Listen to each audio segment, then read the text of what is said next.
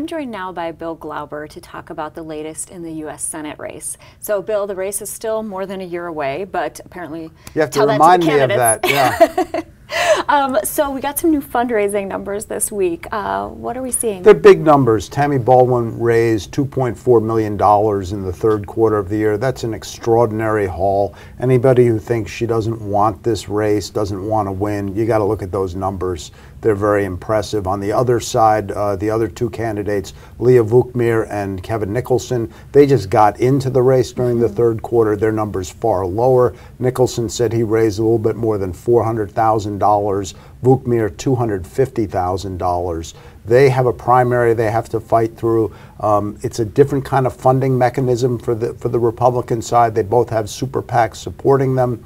So it remains to be seen how important the actual fundraising numbers are in that race as opposed to the super PAC dollars, unlimited cash coming into the race. Which could presumably be used to attack Tammy Baldwin. Yeah, but it could also be used earlier to attack each other to support their candidacies. It's something that Jeb Bush attempted in the most recent presidential campaign, obviously failed, but it looks like that may be the model going forward for the Republicans in this race.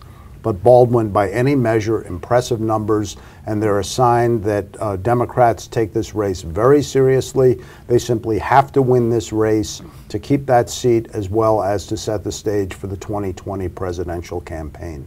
And what's the latest issue in the race? Well, money, but not campaign money, your money, taxes and spending. You know, Republicans are coming out big this week for the Trump tax outline. That's all it is. It's just an outline at this point. It's not really solid proposals with charts.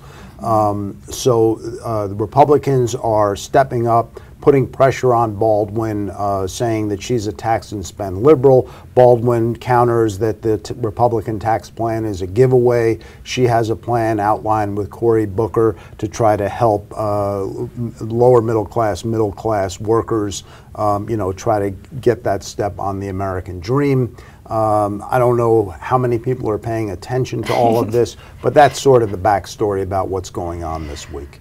They were actually just in Milwaukee. I saw them last Friday presenting their tax plan, talking about you know, child tax credits, and definitely a different approach than the Trump administration. Absolutely a different approach. And then Cory Booker did go to a fundraiser for Baldwin.